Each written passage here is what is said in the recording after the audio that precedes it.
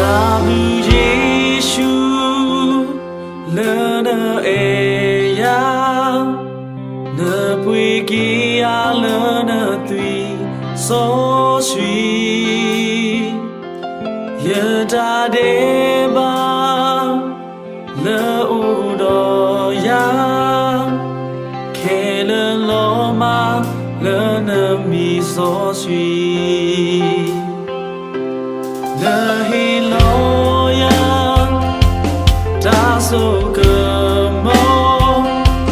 le ye kemana ta ta to ta so sui ma we ta du si ke to ya ta ba no ta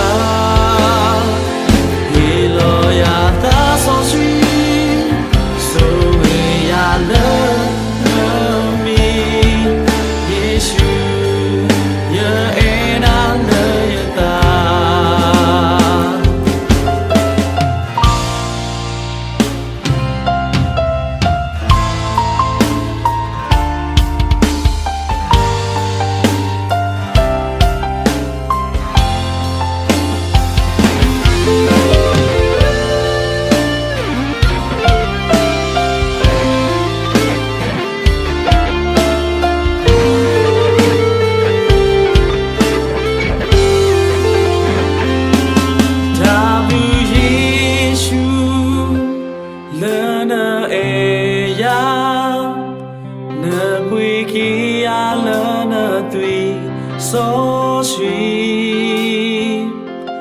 yeda deba le udo ya kele loma le na mi so sweet le hiloya ta so kemo le ye kemana ta